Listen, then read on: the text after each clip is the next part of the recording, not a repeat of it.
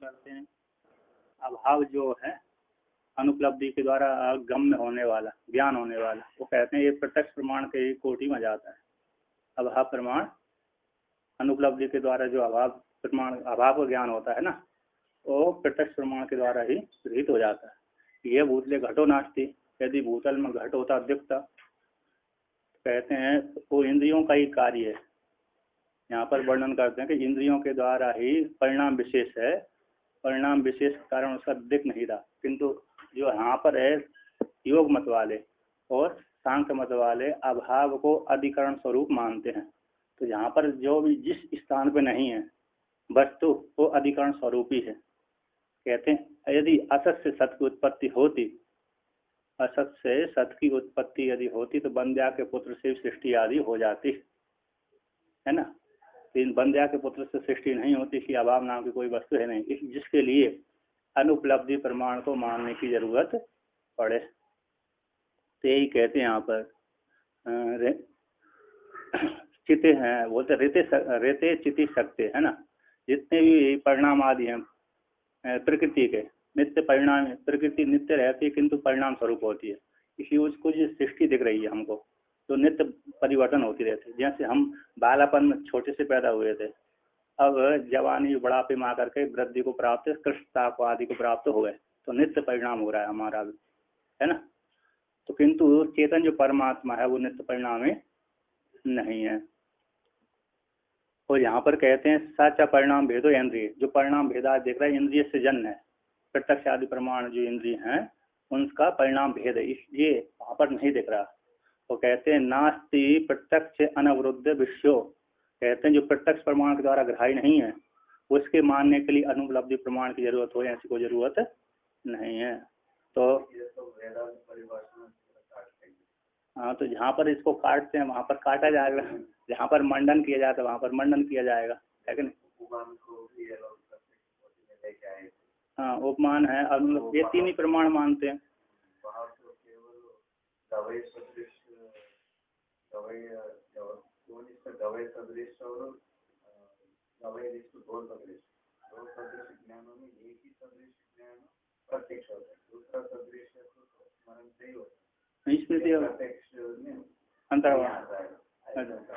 अच्छा, तो यहाँ पर कहते हैं देखिए, और यत्र अभाव आवहम प्रमाणांतरम अभ्युपेतम, जिसके लिए अनुपलब्धि प्रमाण कर, जिसलिए यहाँ पर कहते हैं अभाव को ज्ञान करने के लिए दूसरे प्रत्यक्ष आदि अनुपलब्धि आदि प्रमाण की मानने की जरूरत पड़े। जब प्रत्यक्ष प्रमाण के द्वारा गृहीत हो रहा है तो उसके लिए अनुपलब्धि प्रमाण मानने की क्या जरूरत है। और जो भी दिख रहा है इंद्रियों का परिणाम विशेष ही है। यदि यहाँ पर घट होता है ना तो दिखना चाहिए था, किंतु नहीं, इसी नहीं दिखता। अभी ये प्रमाण को सिद्ध हो जाने के पश्चात प्रत्यक्ष कोटि में डाल दिया, कौन को, अनुपलब्धि प्रमाण को। अब यहाँ पर कहते हैं संभव प्रमाण आदि, है ना। संभव वस्तु है ना, जो 100 रुपये हैं उसके बीच में 50 रुपये भी आ जाते हैं। जिसने 100 रुपये जीत लिए हैं उसने 50 रुपये भी जीत लिए जाते हैं। जो संभव प्रमाण मानते हैं इतिहास आदि को लेकर के, तो उसका खंडन करते हैं कि आगम की कोटि में आदि आ जाता है।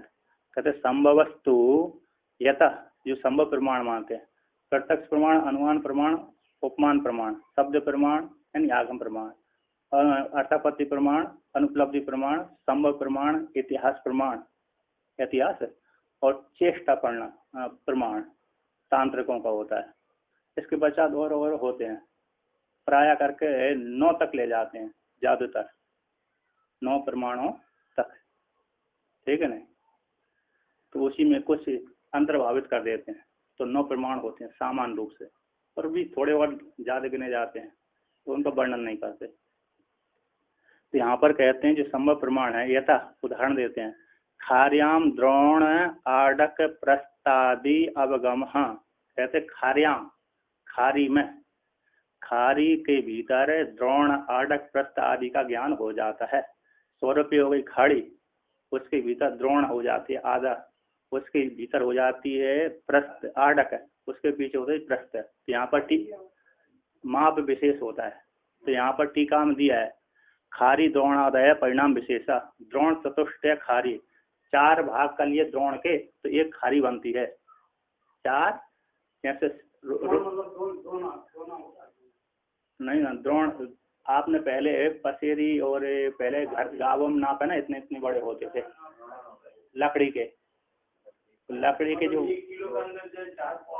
हाँ, तो लकड़ी के विशेष होते थे, खारी, आड़क, द्रोण आदि बोलते थे पहले। जो जैसे तक लकड़ी के बनाते थे, लोहे के बनाते, पीतल आदि के बनाते थे।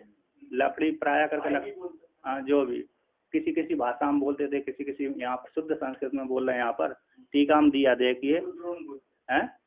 हाँ, तो यहाँ पर क्या, अच्छा तो यहाँ पर ये परिणाम दिया है, तो यहाँ पर कहते हैं 4 खाड़े, 4 द्रोण को, 1 द्रोण, 2 द्रोण, 3 द्रोण, 4 द्रोण, तो 4 द्रोण पर एक खारी बोलते हैं। हाँ, खाड़ी खाड़ी बड़ी बड़ी हो गई है ना। तो कहते हैं अब द्रोण किसको बोलते हैं, वो तो 4 द्रोण को नहीं, 4 आड़क को 1 द्रोण बोलते हैं। 4 द्रोण को 1 खाड़ी बोल दिया, खारी। और द्रोण किसको बोलते हैं, बोलते 4 आड़क को 1 द्रोण बोलते हैं। अब यहाँ पर आड़क किसको, तो कहते हैं आड़क किसको बोलते हैं, तो बोलते हैं 4 प्रस्थ को 1 आड़क बोलते हैं, आड़क। तो कहते हैं प्रस्थ किसको बोलते हैं, बोलते हैं 4 कुड़वा को 1 प्रस्थ बोलते हैं। कुड़वा है ना, कुड़वा होता है, पाव होता है। और प्रस्थ किसको बोलते हैं, बोल 4 मुट्ठी को 1 प्रस्थ बोलते हैं। 4 मुट्ठी को 1 प्रस्थ बोलते हैं, है ना। 4 मुट्ठी को 1 कुड़वा बोलते हैं। 4 मुट्ठी को 1 कुड़वा बोलते हैं। 4 मुट्ठी को 1 कुड़वा हो गया, और 4 कुड़वा का 1 प्रस्थ हो गया, और 4 आड़क का 1 प्रस्थ हो, 4 प्रस्थ का 1 आड़क हो गया, और 4 आड़क का 1 द्रोण हो गया, और 4 द्रोण का 1 खारी हो गया। 4 मुट्ठी माने मिलाई तो 1 कुड़वा बन गया, और 4 कुड़वा को 1 प्रस्थ बना लिया है। 4 मुट्ठी का 1 कुड़वा, ठीक है, और 4 कुड़वा का 1 प्रस्थ, और 4 प्रस्थ का 1 आड़क, और 4 आड़क का 1 द्रोण, और 4 द्रोण का 1 खाड़ी अथवा खारी। ये परिणाम इस टीका में दिए इसके। हाँ, तो इस प्रकार से परिणाम विशेष है। तो यहाँ पर कहते संभव, तो संभव मतलब हो गया, कहते जो जिसके मतलब ये है कि जिसके पास 100 रुपये हैं, है ना, उसके पास 50 रुपये भी हैं, तो संभव प्रमाण हो गया, अंतर्भूत हो जाते हैं। तो कहते हैं साचा अनुमानम एव, कि जो यहाँ पर संभव प्रमाण है वो अनुमान की कोटि में ही आता है कि नहीं। देवदत्त घर में नहीं है तो बाहर तो है ही जीव देवदत्त, है कि नहीं। उसी प्रकार जिसके पास 100 रुपये हैं उसके पास 50 रुपये हैं ही, है ना। इसी हैं तो अनुमान के द्वारा सिद्ध हो जाता। इसी संभव प्रमाण को स्वतंत्र प्रमाण मानने की जरूरत नहीं है, क्योंकि उसी में अनुमान के द्वारा सिद्ध हो जाता है 50 रुपये, है ना। 4 जिसके पास 1 रुपया है उसके पास 54 जो 4 आना होते हैं ना, 16 आना को 1 रुपये बोलते हैं। 16 आना मतलब अरे हमारी 16 कला, है ना, तो 16 कला को 16 आना बोलते हैं, हमारी 16 कला है। तो 4 आना को भी कैसे बोलते हैं, 4 आना भी ब्रह्म के एक एक पाद को ले दिया। एक पाद में 4 अग्नि के 4 पाद होते हैं, वायु के 4 पाद होते हैं, छांदोग्य उपनिषद में उनको वर्णन आता है। एक एक पाद के भी 4 भाग कर लेते हैं। तो 16 आना मतलब 16 कला वाला ब्रह्म होता है, जीव होता है। जीव कहो, ब्रह्म कहो, ईश्वर कहो। हाँ, 16 कला से पूर्ण होते हैं, पैदा हुए थे वो, इसलिए जीव पूरा 16 कला वाला होता है, प्रतिपदा अमावस्या से लेकर के पूर्णिमा तक। हम तो सीख रहे हैं जैसे थोड़ा शक्ति उसमें क्या है, उधर रखते हो शक्ति जगाने के बाद अपनी शक्ति जगा लिया। हमारी जो सोई हुई शक्ति है ना, उसको हमने यदि जगा लेंगे तो हम भी कृष्ण भगवान के समान ही उतार सकते हैं। जैसे वहाँ पर दधीचि ऋषि और विष्णु भगवान का भयंकर युद्ध हुआ था, तो विष्णु भगवान ने दधीचि मुनि को डराने के लिए अपना विराट स्वरूप दिखला दिया कि इसको देख करके डर जाए दधीचि। दधीची ने कहा तुम क्या दिखा, मैं भी दिखा देता हूँ तुमको विराट स्वरूप। तो दधीची ऋषि ने भी उनको विष्णु भगवान को विराट स्वरूप दिखला दिया। जहाँ पर दधीची और विष्णु भगवान का युद्ध हुआ था, तो उन्होंने अपनी शक्ति जगा ली थी शिव जी की कृपा से, है ना। इस प्रकार तो 16 मतलब कला है, जैसे इसी चंद्रमा 16 कला से पूर्ण होता है। जिस दिन 16 कला से पूर्ण होता है उस दिन पूर्णमासी हो जाती है, पूर्णमासी पूर्णिमा का दिन हो जाता है। और जिस दिन एक कला शेष रहता है उस दिन अमावस्या कहलाती है। तो छांदोग्य उपनिषद में इसका वर्णन आता है। हाँ, प्रश्न जहाँ भी छांदोग्य उपनिषद में आता है, प्रश्न जहाँ भी आता है। नहीं, अमावस्या एक कला से रहते कोई होता ही नहीं है, एक कला शेष रहती है ना। तो छांदोग्य उपनिषद में तो श्वेत केतु को जब उदाहरण दिया था, उन्होंने उपदेश किया था, वहां पर वर्णन आता है 15 दिनों तक उन्होंने भोजन नहीं करने दिया। वो 16वें दिन कहा कि वेद सुनाओ, कहा मेरे पास कुछ स्फूर्णा नहीं हो रही है ना। फिर उनका भोजन करे आओ, पानी का मन निषेध नहीं किया, नहीं तो मर जाएगा व्यक्ति। तो एक दूसरे दिन जैसे भोजन करके बोला, भोजन करके तुरंत वेद स्फुटित हो गया, प्रस्फुटित हो गया। तो यहाँ पर ये कहते हैं खारित्वम ही द्रोणादि अभिनाभूतम प्रतीतम खार्याम द्रोणादि सत्वम अवगमयति। कहते खारित्व है, यत्र यत्र खारित्वम तत्र तत्र द्रोणित्वम, ये व्याप्ति हो गई। जहाँ जहाँ पर खारित्व होता है वहाँ वहाँ पर द्रोणित्व भी होता है, क्योंकि खारित्व है अधिक देश में उसमें अंतर्भूत होता है ना। व्यापक भाव है। तो आपके पास 100 रुपये है कि नहीं है? नहीं, 100 रुपये है ना आप, तो आपके 100 रुपये के अंश सिद्ध हो रहा है कि आपके पास 50 रुपये भी हैं। इसी को संभव प्रमाण कहते हैं, संभव प्रमाण, है ना। तो अनुमान के द्वारा सिद्ध, ये तो यहाँ पर बोलते हैं संभव प्रमाण के द्वारा सिद्ध हो जाता है। हाँ, वस्तु है वहाँ पर, वो भूतकाल में वस्तु थी, वहाँ पर है, इसके द्वारा वस्तु सिद्ध कर लेते हैं। संभव प्रमाण वाले कहते हैं जैसे अभी वर्तमान में सृष्टि है उसी प्रकार भूतकाल में भी सृष्टि हुई थी। अभी वर्तमान काल में राजा पैदा हो रहे हैं, इससे सिद्ध होता है कि भूतकाल में भी राजा पैदा हुए थे। अभी वर्तमान काल में झगड़ा आदि होता है, तो भूतकाल में भी झगड़ा आदि होता था। इसको संभव प्रमाण बोलते हैं, है कि नहीं। तो कहते हैं संभव प्रमाण मानने की जरूरत नहीं है। कौन कहते हैं? सांख्यकारिका वाले, सांख्यकारिकाकार यानी कपिल मुनि भगवान। कहा क्यों? क्योंकि अनुमान में ही व्यास हो रहा है, अनुमान में ही उसके अंतर्भूत हो रहा है, इसी ज्यादा मानने की क्या जरूरत है कि नहीं। तो इसी को तो कहते हैं यत्र यत्र खारित्वम तत्र तत्र द्रोणित्वम, है ना। जहाँ जहाँ पर खारी, जहाँ जहाँ पर 100 रुपये हैं वहाँ पर 50 रुपये भी अंतर्गत आ जाते हैं, और जहाँ पर 50 रुपये होते हैं वहाँ पर 100 रुपये नहीं होते, है ना। अन्वय व्याप्ति। तो यहाँ पर क्या हो गए? व्यापक भाव, व्यापक हो गया है, व्यापक हो गया 50 रुपये और व्याप हो गया 100 रुपये। क्योंकि अग्नि है तो अधिक देश में, किंतु यहाँ पर अयोगोलक में भी अग्नि रहती है, महानस में भी अग्नि रहती है, किंतु धूम महानस में रहती है, अयोगोलक में नहीं रहती। इसलिए 50 रुपये दोनों जगह जा रहे हैं, किंतु 100 रुपये दोनों जगह नहीं जा रहे।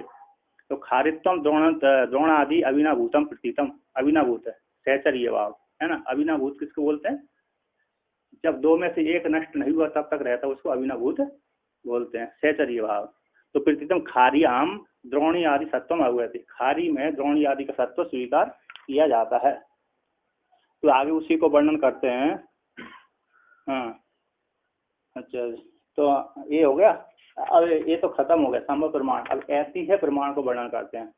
कौन सो? इतिहास को जो प्रमाण मानते हैं, कहते हैं इतिहास को मानने की जरूरत नहीं है, और आगम प्रमाण में अंतर्भूत हो जाता है। इसमें जो सागम शब्द प्रमाण है, आगम प्रमाण है, वेद प्रमाण है, यथार्थ वक्ता का जो वचन है उसी में अंतर्भूत हो जाता है। कहते हैं यच्च अनिर्दिष्ट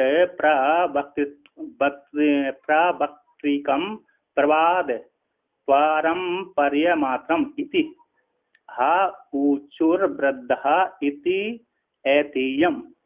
इस कहीं सूत्र होगा, है ना, सूत्र के ऊपर वर्णन किया, न्याय भाष्य का 2-2-1 के ऊपर इसका वर्णन किया है। कहते हैं यच्च जो है अनिर्दिष्ट प्रावक्त्रिकम, प्रत्यक्ष नहीं देखा गया, हमने प्रत्यक्ष नहीं देखा, और जो झूठ बोलने वाला, गप्पे लगा, कपोल कल्पना करने वाला पुरुष ने बोल दिया, है ना। किसने बोल दिया? कपोल कल्पना हुआ। कपोल बोलते हैं गाल को, है ना। तो कपोल यानी गाल होते, उसके द्वारा गप्पे लगाता रहता है व्यक्ति, झूठी झूठी मनोगणत, है ना, मनोराजपूर्वक। तो यहाँ पर जो अनिर्दिष्ट प्रत्यक्ष प्रमाण के द्वारा नहीं देखा गया, वैसे जिसके द्वारा बोला गया, ऐसी प्रवाद परंपरा के द्वारा सना हुआ, मिला हुआ, परंपरा मात्र रूप से गृहीत हुआ है।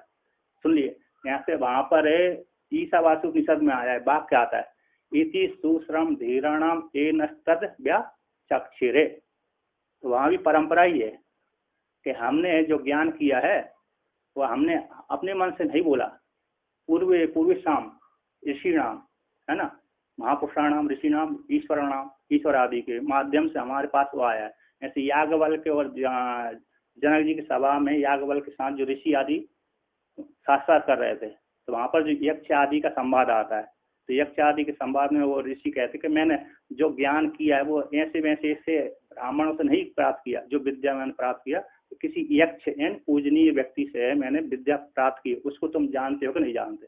तो इति सुश्रवणम, तो परंपरागत हमने सुना था उसको, है कि नहीं।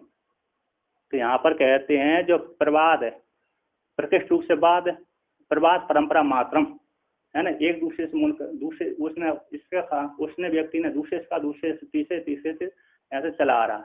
तो ऐसा जो प्रवाद परंपरा मात्र है, ऐसा व्यक्ति वो प्रमाण है कोटि में नहीं आता। तो वो कैसी कपोल कल्पना है, मतलब कैसी है, मतलब जो यथार्थ रूप से बोलता है वो तो प्रमाण कोटि में आता है, ठीक है ना। किंतु जो बिना देखे ही सुन करके आ रहा है और कपोल कल्पना के द्वारा रचना करके बोल दिया, तो वो कैसे अयथार्थ वाक्य कहलाता है, प्रमाण नहीं कहलाता। और जो यथार्थ रूप से बोल देता है तो वो तो शब्द कोटि में वो आ जाता है। तो यहाँ पर कहते हैं हा ऊंचू ऐसा कहा था, कौन? वृद्ध लोग कहते हैं। इति ऐति, हम इसको इतिहास प्रमाण कहते हैं। ऐति भवति इतिहासम, के वहां पर जैसे युधिष्ठिर महाराज भूतकाल में हुए थे, ऐसे हुए थे, युधिष्ठिर महाराज भूतकाल में हुए थे, किंतु हमने उसको देखा नहीं, हमने सुना है मात्र, है ना। तो यहाँ पर कहते हैं अनिर्दिष्ट पराभक्तितम प्रवाद परंपरा मात्रम ऐतिह्य प्रमाणत्वम, कितना हो गया। तो लक्षण ऐतिह्य प्रमाण का लक्षण कितना हो गया कि अनिर्दिष्ट प्राभक्तिकम प्रवाद परंपरा मात्रम ऐतिह्यकत्वम, है ना, ऐतिह्य प्रमाणत्वम। तो जो हमने देखा नहीं देखा गया, किंतु सुनकर के परंपरागत हमारे पास हमारे कानों में आया है, उसको ऐतिह्य प्रमाण कहते हैं, इतिहास प्रमाण कहते हैं। तो इस प्रकार से तो उसी को वर्णन अब व्याख्यान करते हैं। इसको वृद्ध लोग, इसको इस प्रकार से वृद्ध लोग, वृद्ध यहाँ पर ज्ञान वृद्ध, वयो वृद्ध आदि दोनों आ जाते हैं। इसको इतिहास प्रमाण कहते हैं। ऐति मत ऐति भवति,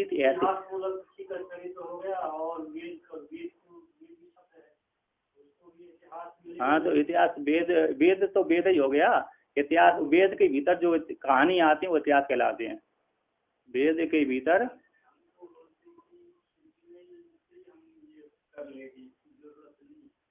हाँ नहीं उसमें नहीं, हम ये दो प्रकार से यहाँ पर ये पहला लक्षण बदला दिए, इसको ऐतिह्य प्रमाण कहते हैं, ठीक है ना। इसको क्या मान लिया, ऐतिह्य प्रमाण। वृद्ध लोग इस प्रकार से इतिहास प्रमाण कहते हैं। वृद्ध है इस प्रकार जो देखा नहीं गया, मात्र कानों के द्वारा श्रवण की करके आई है, परंपरा हमारे पास आई है। हमारे गुरु जी इतने तपस्वी थे, और हमारे 4-5 पीढ़ी पहले के जो गुरु जी थे इतने तपस्वी थे, कैसे थे, अरे ब्रह्मनिष्ठ थे, योगी थे, सारे सब कुछ थे। हमने सब कान के द्वारा सुना है, उनको देखा थोड़ी है कि नहीं, उनको हमने देखा नहीं, सब मात्र परंपरा से सुना गया। इसको क्या बोलते हैं, इतिहास बोलते हैं। घटना घटी थी, अब जो उसी में ही मनो कहानी सुना देते हैं, मनगणत कहानी सुना देते, वो यथार्थ नहीं होते। तो इसी को यहाँ पर कहते हैं ऐसा जिस प्रकार से यह बटे यक्ष प्रतिवसति, इस बट में, है ना, इस बट में यक्ष रहता है कि न तत् प्रमाणम, कहते वो प्रमाण नहीं है। क्यों? दिखता ही नहीं है। अनिर्दिष्ट प्रावक्तिकत्वेन सांसायिकत्वात्, कहते बिना देखे बिना प्रत्यक्ष इंद्रियों के द्वारा ज्ञान न होते हुए ऐसे ऐसे वक्ता के द्वारा बोला गया वो जो वाकई है बटे यक्ष प्रतिवसति, उस संशय वाला होने से वो प्रमाण की कोटि में नहीं आता। हमने तो बोल दिया, आपने सुन लिया, किंतु वो यक्ष दिखता ही नहीं है। हमने बोल दिया इस बट में, इस घर में जैसे भूत रहते हैं, है ना, किस घर में, जैसे पुराने खंडर जो पड़े हैं, कल किसी ने आवाज सुन ली चिड़िया की आदि जानवर आदि की, तो रात को समय सन्नाटा सा जाता है, तो वैसी व्यक्ति डरता है, तो किसी ने बोल दिया कि इस महल में तो, इस घर में तो भूत निवास करते हैं, यदि जाओगे तो समस्या हो जाएगी। किंतु जब जाते हैं तो दिखता नहीं है ना, क्योंकि प्रत्यक्ष वो विषय नहीं हुआ। जब प्रत्यक्ष का विषय नहीं हुआ तो बोल दिया, ऐसे बोल दिया, तो ऐसे जो प्रमाण की कोटि में नहीं आता।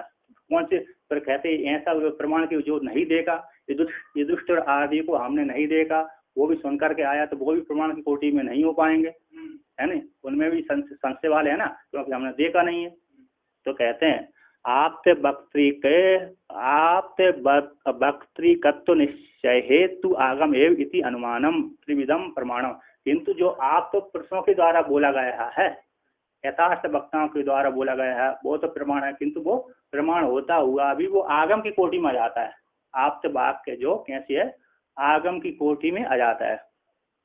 वेद शब्द प्रमाण है, वेद में आ जाता है।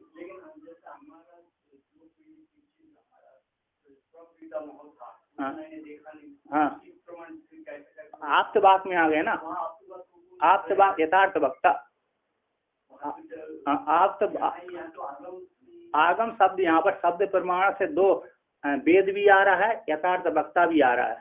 शब्द प्रमाण, आगम प्रमाण, वेद प्रमाण एक ही कोटि के ले लिया यहाँ पर तीनों, ठीक ना। वो आप तो कोटि में, हमारे पिताजी हुए थे, हम बिना पिता के तो पैदा नहीं होंगे, हमारे पिता महा आदि नहीं होंगे तो हम कैसे आएंगे, है ना। हाँ, तो इसलिए हम पैदा हुए हैं, तो हम यथार्थ वक्ता के द्वारा हमारा वाक सुना है, पैदा भी हुए, जाने भी गए हैं, इसलिए वो आप तो कोटि में आ जाता है। वो वाक्य किसमें आ जाता है?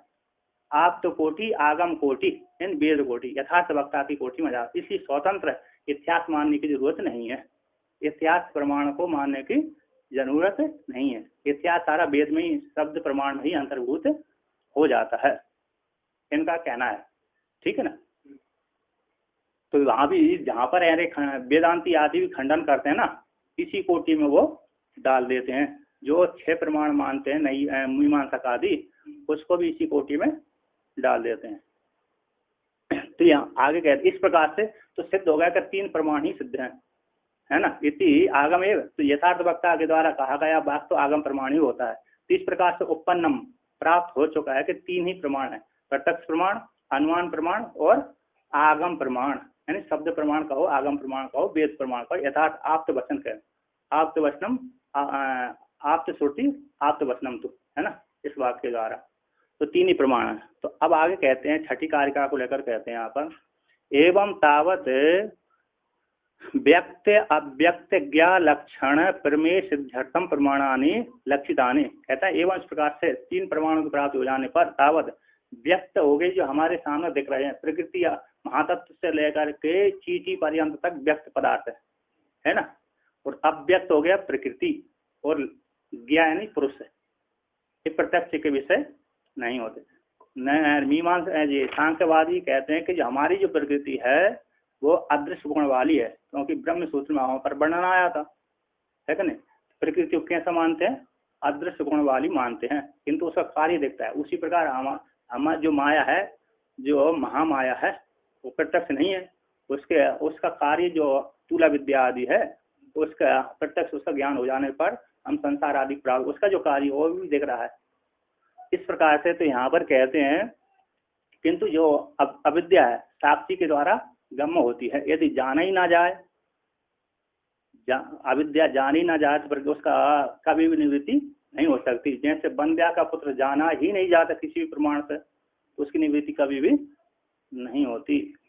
तो यहाँ पर कहते हैं व्यक्त अव्यक्त और ज्ञा लक्षण जो प्रमेय है, उन प्रमेय की सिद्धि के लिए प्रमाणों को लक्षित कर दिया गया है है ना, लक्षितानि प्रमाणानि लक्षितानि, लक्षिता तब भूतकाल में है ना दिखला दिए गए हैं। तो कहते हैं यहाँ पर जो सामान्य रूप से 3 प्रमाण होते हैं, इन 3 प्रमाणों के द्वारा जो प्रत्यक्ष आदि अनुमान आदि शाब्दिक प्रमाण के द्वारा बोध करा दिया जाता है, किंतु विशेष रूप से प्रकृति आदि का, प्रकृति पुरुष आदि का ज्ञान होता है जो विशेष प्रमाणों के द्वारा ही होता है, सूक्ष्म दृष्टियों के द्वारा।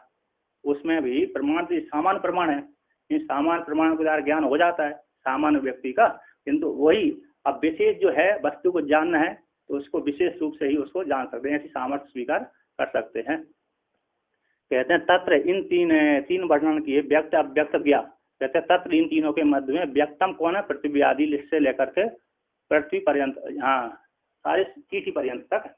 तो यहाँ पर कहते हैं व्यक्त जो पृथ्वी आदि है स्वरूपता सामान्य रूप से, कहते हैं पांशुल पादो हालिकोपी प्रत्यक्षतः प्रतिपद्यते। कहते हैं पांशुल पादो, पांशुल बोलते हैं धूल, पाद जिसके पाद में धूल लगी हुई है, ऐसे हल चलाने वाला यानी अंगूठा छाप व्यक्ति है ना, अंगूठा छाप व्यक्ति भी प्रत्यक्ष आदि प्रमाणों से पृथ्वी से लेकर के चीटी पर्यंत तक जानता है, व्यक्त को जानता है, ठीक है ना।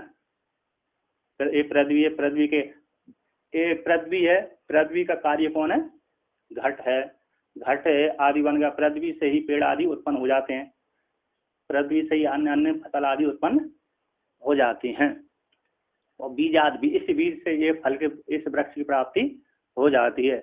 तो जो अंगूठा छाप व्यक्ति भी 500 पाद हाली को भी ये प्रत्यक्ष प्रमाण से उसको जान लेता है, स्वरूप से पृथ्वी आदि के स्वरूप से जान लेता है ना, स्वरूप से उन पृथ्वी आदि को जान लेता है, कहते हैं। और दूसरे अनुमान प्रमाण कहते हैं यहाँ पर पूर्वतः च अनुमानेन धूमादि दर्शनेन बन्ने आदीनि च इति तद व्युत्ते पादनाये मंद प्रयोजनम शास्त्रम इति दूर अधिगमनेन व्युत्पाद्यम। तो यहाँ पर पूर्वत प्रमाण के द्वारा कहते हैं पूर्वत शेषवश सामान्य तो दृष्ट अनुमानम, 3 प्रकार से अनुमान का भेद कर दिया था।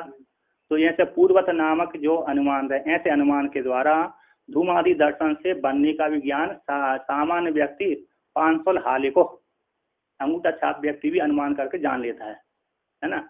वो भी जानता है, प्रतिदिन आग जलाता ही रहता है कि जिससे धूम निकलती है, अग्नि जलती है तो धुआं निकलता है, तो जहाँ जहाँ पर भी धूम होती है वहाँ पर अग्नि होती है, अनुमान कर लेता है। भले ये व्याप्ति न घटा, वो मतलब ऐसे शब्द के द्वारा न व्यक्त कर पाए, किंतु वो जान लेता है कि धुआं उड़ रहा है, तो किसी यहाँ पर कोई ना कोई व्यक्ति है, घर हो या तो झोंपड़ी हो या तो कोई है। यदि रात को फंस जाता है तो वो व्यक्ति है ना, जैसे हिमालय क्षेत्र में हम जाते हैं या तो जंगलों में यात्रा करते हैं, तो वहाँ पर धूम देख करके ही व्यक्ति को निश्चय होता है प्राय करके कि हम भटक चुके हैं, अब यहाँ पर धूम उठ रही है तो यहाँ पर नगर आदि, बस्ती आदि, झोंपड़ी आदि होगी हिमालय क्षेत्र में। तो इधर के क्षेत्र में जहाँ यहाँ पर जंगल होता है, जंगल में यदि फंस गए तो है ना, 4 धाम की यात्रा में फंस जाते हैं व्यक्ति। हाँ वो भी हो, वो अनुमान सिद्ध हो गया आप गए ना, तो अनुमान से। तो यहाँ पर कहते हैं तो धूमादि दर्शन से बनने आदि कम उस कहते तद व्युत्पादन, उसको व्युत्पादन करने के लिए मंद प्रयोजनम, ये सामान्य प्रयोजन है, सामान्य प्रयोजन वाला शास्त्र है, किंतु जो सामान्य रूप से उसको कोई ज्यादा आदर नहीं दिया गया, किंतु कहते हैं दुर अधिगमनेन व्युत्पादे, जो जिसका ज्ञान बड़ा कठिन है, जिसका प्रकृति का पुरुष का जो ज्ञान कठिन है, उसको बोध कराने के लिए सांख्य शास्त्र विशेष रूप से आदर देता है। इसमें आदर नहीं देता, जो प्रत्यक्ष आदि के द्वारा विषय हो जाता है उसमें विशेष आदर नहीं है, मंद प्रयोजन है। सांख्य शास्त्र किसका प्रयोजन है, इसमें मंद प्रयोजन, कम प्रयोजन वाला है, किंतु जो विशेष रूप से जिसको सूक्ष्म दृष्टि के द्वारा ज्ञान होने वाला है उसमें ज्यादा प्रयोजन महत्ता बुद्धि है। एक व्यक्ति को कम महत्ता देता है, एक व्यक्ति को ज्यादा महत्ता देता है, होता नहीं होता। तो सामान्य व्यक्ति तो यहाँ पर पृथ्वी आदि जो जगत दिख रहा है, प्रत्यक्ष दिख रहा है, उसमें सांख्य शास्त्र कोई ज्यादा प्रयोजन नहीं है ना, तो प्रत्यक्ष ही है व्यक्ति को, उसमें ज्यादा क्यों जोड़ देना।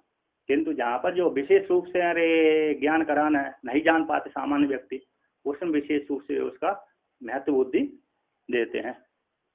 तो दुर अधिगमन है, तो जो दुर अधिगमन के द्वारा प्राप्त होता है, कठिनता से जो प्राप्त होता है, कौन, प्रकृति का ज्ञान और पुरुष का ज्ञान। क्योंकि हमारा जो पुरुष है स्वरूप पुरुष है, कूटस्थ पुरुष है, कूटस्थ चेतन है, वो उसको प्रत्यक्ष आदि प्रमाणों के द्वारा गृहीत नहीं होता। प्रकृति का भी ज्ञान नहीं होता। सत्वगुण रजोगुण तमोगुण वाली जो प्रकृति है उसका भी प्रत्यक्ष प्रमाण के द्वारा गृहीत नहीं होता। और पुरुष का भी असंग है, संग है वाला कैसा है, वो प्रत्यक्ष प्रमाण के द्वारा विषय नहीं होता, क्योंकि इंद्रियों का वो विषय नहीं है। यदि इंद्रियों के द्वारा विषय बना लिया जाए तो कृतक हो जाएगा। जैसे घट इंद्रिय का विषय होते ही नष्ट हो जाता है, उसी प्रकार पुरुष भी नष्ट हो जाएगा यदि इंद्रिय का विषय बन गया तो। कहते तत्र यत प्रमाणम तत्र सक्तम तद उपलक्षणेभ्यो प्रमाणेभ्यो निष्कृष्य दर्शयति। कहते तत्र व्यक्त अव्यक्त ज्ञान इन तीनों के मध्य में यत प्रमाणम, कहते इन तीनों के मध्य में जो प्रमेय पदार्थ है, यत्र प्रमेय पदार्थ में जो प्रमाण समर्थ होता है, यत प्रमाणम सत्यम, तीनों प्रमाणों के मध्य में जो प्रमेय यत्र प्रमेय है, तीनों प्रमेय पदार्थों के मध्य, व्यक्त हो गया अव्यक्त हो गया, इन तीनों के मध्य में यत्र इन प्रमेय पदार्थों के मध्य में जो प्रमाण प्रयोग किया जाता है, यत प्रमाणम सत्यम, जिसमें सामर्थ्य के इस शब्द इस स्वरूप को बोध कराने की। कहते तद उक्त लक्षणों के द्वारा, उन प्रमाण रूप उक्त लक्षणों के इसके द्वारा, इस प्रमाण के द्वारा इस वस्तु का बोध होगा, इस प्रमाण के द्वारा इस वस्तु का बोध होगा। जैसे पृथ्वी आदि का तो प्रत्यक्ष प्रमाण के द्वारा बोध हो जाता है। कहते और प्रकृति आदि का तो अनुमान आदि से सिद्धि होती है, ठीक है ना। तो यहाँ पर तद उक्त लक्षणों के द्वारा, हेतुओं के द्वारा, प्रमाणों के द्वारा निष्कृष्य हटा करके, जो प्रत्यक्ष सामान आदि प्रमाणों से हटा करके विशेष रूप से उसका प्रतिपादन करेंगे। दर्शति कारिकाकार दिखलाएंगे। कौन? ईश्वर कृष्ण जो कारिकाकार हैं, ग्रंथकार हैं, वो दिखलाएंगे। इन सामान्य रूप सामान्य यानी अनुमान से, प्रत्यक्ष प्रमाण अनुमान प्रमाण से हटा करके विशेष रूप से उसका बोध कराएंगे, यानी निषेध मुख से, है ना। और किससे? निषेध मुख से और शेषवत अनुमान आवित न्याय से, आवित आदि न्याय से, शेषवत से, तो पुरुष का प्रकृति का स्वरूप का बोध कराएंगे। अनुमान आदि से ज्ञान होता है ना, अनुमान से ज्ञान होता है। इसमें विशेष 3 अनुमान हो गए। तो आगे कहते हैं, तो कारिकाकार कहते हैं यहाँ पर सामान्यतस्तु दृष्टाद अतीन्द्रियाणां प्रतीतिरनुमानात् तस्माद् अपि च सिद्धं परोक्षमाप्तागामात् सिद्धं। तो परोक्षम आप्त आगमात सिद्धम, है ना। तो यहाँ पर कहते हैं सामान्यतस्तु दृष्ट, सामान्य तो दृष्ट अनुमान, सामान्यतस्तु दृष्टाद, तो एक हो गया सामान्य तो दृष्ट, पूर्वत अनुमान, शेषवत अनुमान और सामान्य तो दृष्ट अनुमान। अनुमान 3 किए थे, अनुमान 1 था, उसके 3 भेद कर दिया। कौन? नैयायिक 3 मानते हैं उसी को नैयायिकों ने तर्क संग्रह में अन्वय व्यतिरेकी, अन्वय व्याप्ति, व्यतिरेक व्याप्ति और सामान्य, है ना, इसके द्वारा वर्णन कर दिया। तो पूर्वत, शेषवत और सामान्य तो दृष्ट। तो सामान्य तो दृष्ट अनुमान से अतीन्द्रियाणाम, जो अतीन्द्रिय वस्तु है उसका बोध होता है, प्रतीति ज्ञान होता है, ऐसे अनुमान से। तस्मात् कहते तस्मात् अपि च असिद्धम परोक्षम, कहते जो सामान्य तो दृष्ट अनुमान से जिसका बोध नहीं होता, सामान्य तो दृष्ट अनुमान से जिस वस्तु का बोध नहीं होता, प्रत्यक्ष का जो विषय नहीं है, परोक्ष है, परोक्ष होता भी, जैसे सामान्य दृष्ट से परोक्ष होता हुआ भी ज्ञान हो जाता है। किसका हो जाता है? बन्नी का ज्ञान हो जाता है, होता है कि नहीं होता है? प्रत्यक्ष नहीं देख रहा, धूम रूप लिंग से वहां पर बन्नी का ज्ञान हो जाता है परोक्ष होते हुए। किंतु जो परोक्ष का है, किंतु परोक्ष का भी ज्ञान नहीं हो रहा सामान्य तो दृष्ट आदि अनुमान से, तो उसका ज्ञान किससे होगा? बोलते आगम प्रमाण से वो सिद्ध होता है ना। आगम प्रमाण से, जैसे स्वर्ग हमारा है, परोक्ष तो है किंतु परोक्ष की सिद्धि ही नहीं हो सकती, है ना, क्योंकि अनुमान के द्वारा भी वो सिद्ध नहीं हो पा रहा, नहीं दिख रहा ना, तो उसका कोई लिंग दिख रहा, तो इससे आगम प्रमाण से वो जाना जाता है। अज्ञात ज्ञाप को वेद भागा, है ना, जो ज्ञान लौकिक प्रमाणों से जो प्रत्यक्ष नहीं होता है, ऐसे अज्ञात के स्वरूप को कराने वाला आप्त वाक्य अथवा वेद प्रमाण कहलाता है। ठीक है, तो आप्त आगमात है ना, आप्त आगमात इस वाक्य से सिद्धम उसका ज्ञान हो जाता है। जिसको अनुमान प्रमाण से नहीं जाना जा सकता उसको आगम प्रमाण से जान लिया जाता है। तो यहाँ पर है इस प्रकार से वर्णन किया है ना। तो प्रकृति है, प्रकृति का ज्ञान और पुरुष का ज्ञान आगम प्रमाण से ज्ञान हो जाता है।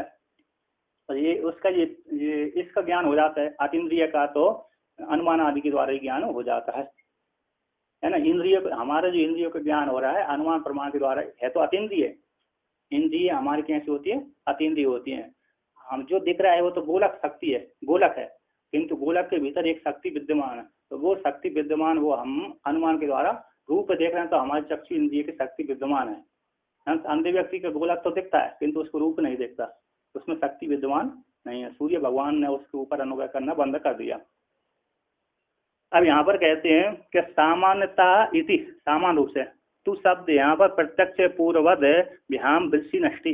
तू शब्द से यहाँ पर तू शब्द है ना, प्रत्यक्ष और पूर्ववद, प्रत्यक्ष प्रमाण और पूर्ववद प्रमाण है ना। पूर्ववद अनुमान प्रमाण, पूर्ववद है शेषवत और सामंतो दृष्टम। तो प्रत्यक्ष और पूर्ववद के द्वारा विषि नष्टि, विषि विशेषित कर देते हैं। तो सामान्य रूप से जो देख लिया जाता है, प्रत्यक्ष को विदित कर लिया तू शब्द से, ठीक है ना। तो यहाँ पर कहते हैं सामान्य तो दृष्टाद अध्यवसायाद अतीन्द्रियाणाम प्रधान पुरुषादीनाम प्रतीति चिति छाया पतिर बुद्धिर अध्यवसायति। कहते हैं सामान्य तो दृष्टि प्रमाण से अध्यवसायाद, अध्यवसाय बोलते हैं निश्चयात्मक बुद्धि। तो सामान्य तो दृष्टि अनुमान से अध्यवसाय से अतीन्द्रियों का, जो इंद्रिय का विषय नहीं है, ऐसे प्रधान पुरुषादियों की जो प्रकृति, जो प्रधान पुरुषादियों की जो प्रतीति है, इंद्रिय का विषय नहीं है, ऐसे उनका जो चिति, तो किस प्रकार से ज्ञान होता है?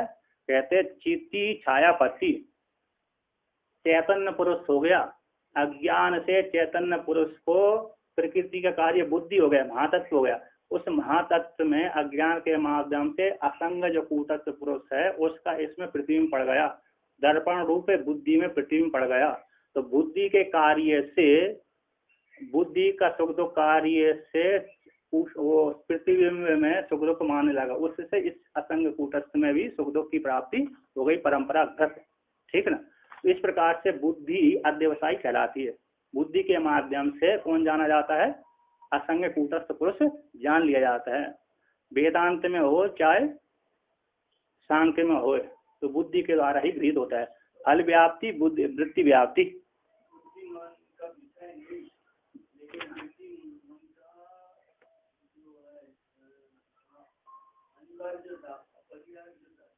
दो प्रकार से वेदांत में, दो प्रकार से बुद्धि कहते हैं। सूक्ष्म जो जिसका व्यक्ति का मन दूषित है ना, जो दूषित मन है उसके द्वारा तो वो विषय नहीं होता परमात्मा, किंतु जिसका मन है रे कैसा समाहित है उसके द्वारा तो विषय हो जाता है। क्योंकि मनसा एव द्रष्टव्य, ये वाक्य आते, श्रुति वाक्य आती है, मन के द्वारा जानने के योग्य है। मनसा एव द्रष्टव्य, तो दृष्टव्य जानने के योग्य है, मन के द्वारा ही, एवकार के द्वारा निर्धारण किया वहां पर। और यह तो वाचो निवर्तनते अप्राप्य मनसा, यहाँ पर निषेध कर दिया सेपरेट मन और वाणी का वो विषय नहीं। मन अंतःकरण हो गया और वाणी से सारी इंद्रिय आ गई है ना, तो मन और वाणी का विषय नहीं होता। यहाँ पर जिसका मन दूषित है उसके द्वारा वो विषय नहीं होता, किंतु मनसा एव द्रष्टव्य ये दूसरी श्रुति कट मुंडक आदि की जो श्रुति है कहाँ की है ना, तो वहां पर तो विषय बना दिया बृहद्रण आदि के द्वारा। तो इसलिए वहां पर दो फल व्याप्ति, वृत्ति व्याप्ति। तो फल व्याप्ति को निषेध कर दिया, वृत्ति व्याप्ति को स्वीकार कर लिया। तो जिसका अंतःकरण स्वच्छ निर्मल है उसके द्वारा बोध कर लिया जाता है। केनोपनिषद आदि में भी वर्णन आता है। तो यहाँ पर आगे कहते हैं, तो यहाँ पर कहते हैं छायापत्ति से आत्मा में, आत्मा का प्रतिबिंब के माध्यम से उस बुद्धि के द्वारा वो जान लिया, इसलिए वो बुद्धि है, बुद्धि अध्यवसाय कहलाती है। अध्यवसाय है ना, निश्चयात्मक बुद्धि कहलाती है, उसका ज्ञान करा। हाँ, अध्यवसाय निश्चयात्मक ज्ञान, अध्यवसाय बुद्धि पर्यायवाची शब्द। आप ऐसे ही अध्यवसाय करते रहना चाहिए, मतलब उसका प्रयास करते रहना। नहीं, अध्यवसाय आता निश्चयात्मक बुद्धि, प्रयास कर, वहां पर उन्होंने अभ्यास के लिए ऐसा ऐसा व्यवसाय ऐसे निश्चय करना चाहिए, मतलब ऐसा प्रयास आपको करते रहना चाहिए, निध्यासन करते रहना चाहिए। तो यहाँ पर अध्यवसाय का अर्थ होता है बुद्धि, ज्ञान। तो बुद्धि के माध्यम से निश्चयात्मक किसी व्यक्ति को बोध कराना है तो बुद्धि चाहिए। तो बुद्धि के पर्यायवाची नाम पहले वर्णन किए थे, 16 नाम होते हैं। बुद्धि होती है, चित्त होती है, वेदांत उसमें पंचदशी में उसको संबित शब्द से प्रयोग किया गया है ना। चिति होगी, चिति भी शब्द बुद्धि का वाचक है, चित्त भी बुद्धि का वाचक है, मन बुद्धि आ गई, और प्रेक्षा आ गई, प्रेक्षा वाला हो गया, अध्यवसाय हो गया, ये सारे पर्यायवाची यहाँ पर हृदय हो गई। हाँ, बुद्धि का अध्यवसाय निश्चयात्मक ज्ञान, तो बुद्धि का निश्चयात्मक ज्ञान ही बुद्धि कहलाती है। इसके माध्यम से पुरुष का बोध होता है। देखो, बुद्धि चित्त हो गया, चित्त के द्वारा वो वृत्ति बनती है। निश्चय, चित्त एक जड़ है, तो चित्त एक जड़ हो जाने से उसमें तो ज्ञान नहीं होगा। कहते चित्त में जब छाया पत्ती पड़ती है चैतन्य की, तो सब छाया पत्ती पड़ने से ही बुद्धि जानने वाली होती है। स्वतंत्र गाड़ी में क्रिया चेष्टा आदि नहीं होती जब तक उसमें ड्राइवर मतलब सारथी उसमें नहीं बैठा। ठीक है, गाड़ी पर क्रिया चेष्टा नहीं होती जब तक उसका सारथी नहीं बैठा। उसी प्रकार यहाँ पर बुद्धि जड़ है ना। तो जड़ होने के पश्चात उसको ज्ञान नहीं हो सकता, किंतु जब छाया पत्ती पड़ जाती है, किसकी पड़ जाती है, चैतन्य का प्रतिबिंब पड़ जाता है, तो वो क्रिया चेष्टा करने वाली हो जाती है। ऐसी बुद्धि में जो वृत्ति वाली बुद्धि में, बुद्धि के ऊपर जो वृत्ति बन रही है, वहां पर पंचदशी में भी वर्णन किया है ना। चिदाभासांत धी वृत्तिर ज्ञानम लोहादि कुंतवत, ऐसा प्रयोग किया है। चिदाभास को आगे रखती हुई जो बुद्धि वृत्ति है उसको ज्ञान कहते हैं। चिदाभास आगे हो जाने से वहां पर लोहादि कुंतवत है, जैसे लोह का, जैसे बोलते हैं ये लोहे हो गया, मतलब ये फावड़ा हो गया, इसके ऊपर जो चौन है ना, इसे चौन को ज्ञान कहते हैं। तो यहाँ पर बुद्धि वृत्ति हो गई, नीच बुद्धि हो गई, बुद्धि के ऊपर जो वृत्ति बन गई चिदाभास से युक्त होकर के ज्ञान, सामर्थ्य एक आ गई, उस सामर्थ्य ज्ञान कहलाती है, शक्ति कहलाती है। अब सूक्ष्म होती है, वो तो ग्रंथकार ने वर्णन कर दिया है कि नहीं, इस प्रकार से भावना करना जानना। और मांडव्य उपनिषद में वर्णन किया कि स्वतंत्र जड़ बुद्धि अज्ञान को निवृत्ति करने में समर्थ नहीं है। जब बुद्धि में फलकारूढ़ चेतन ब्रह्म ही उस अज्ञान को निवृत्ति करता है, तो वहां पर वो आरूढ़ होता है चैतन्य, तभी उसमें बुद्धि में सामर्थ्य आती है ज्ञान करने की।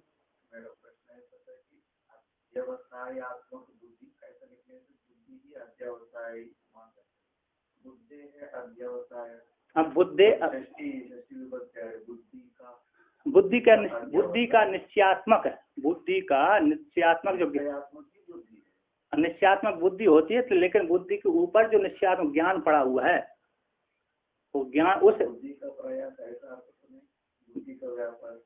बुद्धि का व्यापार भी आप कहेंगे, उसके बुद्धि के व्यापार से चैतन्य के द्वारा आरूढ़ होकर के जो व्यापार, वो एक वृत्ति बनती है ना, वो वृत्ति ज्ञान कहलाती है।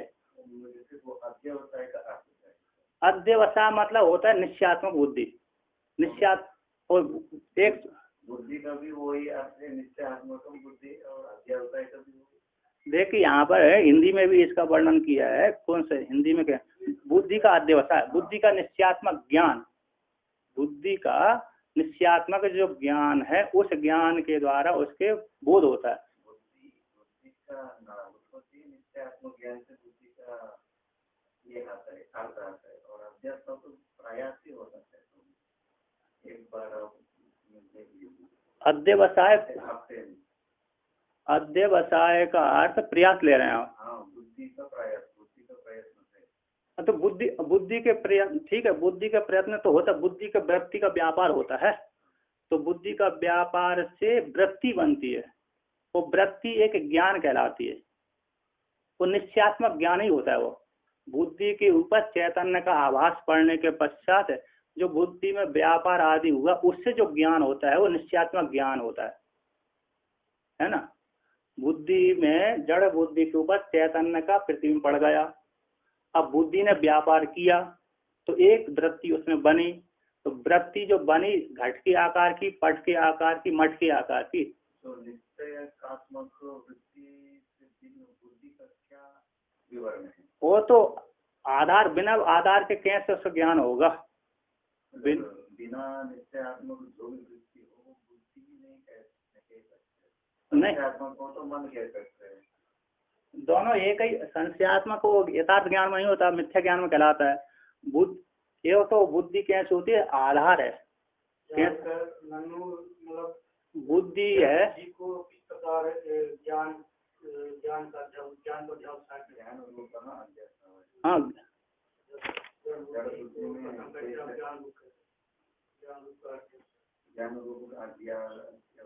तो देख, अब यहाँ पर भी देख लीजिए, उसी का वर्णन किया है। ननु जड़ बुद्धि कथम ज्ञानम ज्ञान रूपम अध्यवसाय। जड़ बुद्धि का कैसे ज्ञान रूप अध्यवसाय होगा? ऐसी प्राप्त हो जाने पर चित्त छाया पथ्या। ज्ञान रूप अध्यवसाय ज्ञान रूप निश्चयात्मक बोध है।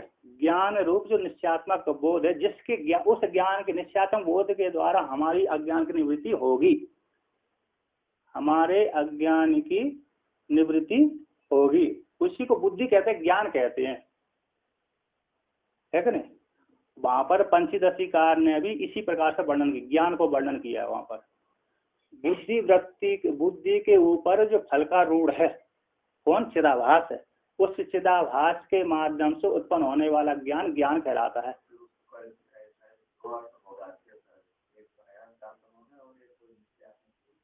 निश्चयात्मक बुद्धि ज्ञान कहलाती है यथार्थ स्वरूप से। हमको घट के आकार का, मठ के आकार का जो भी हो, ठीक है ना।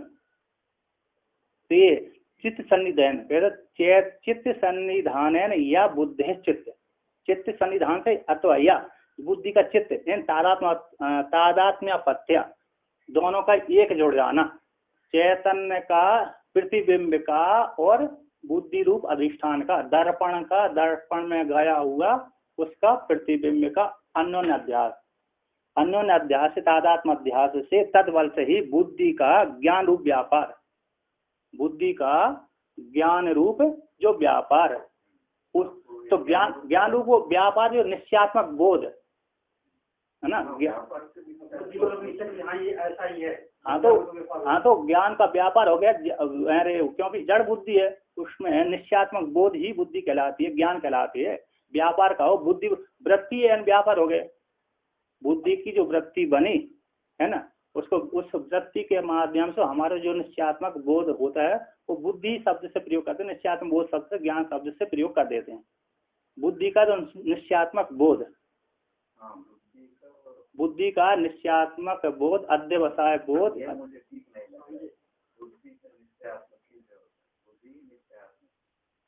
अब बुद्धि एक जड़ है, उसके ऊपर पड़ा हुआ एक ज्ञान वृत्ति है।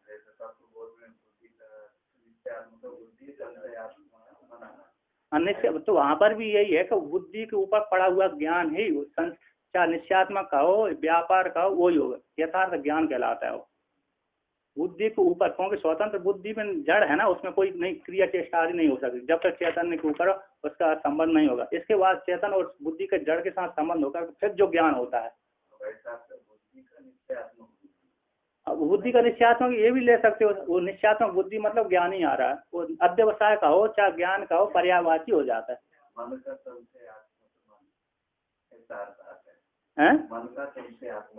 व्यापार है उसका, उसका संशय, मन का संशय स्वरूपात्मक, इसका निश्चयात्मक स्वरूपात्मक। वहाँ पर अंतःकरण के दो भेद कर देते हैं, एक को संशय स्वरूपात्मक कर देते हैं मन को, एक को निश्चयात्मक कर देते हैं। मन संशय स्वरूप वाला है और बुद्धि निश्चय स्वरूप वाली है। तो निश्चय शब्द से, निश्चय शब्द अध्यवसाय का हेतु कहलाता, मतलब निश्चय कहलाता है। चलो ये माने कोई बात नहीं, वो पर्यायवाची भेद करते है कि नहीं। ठीक है। ओम पूर्णमदः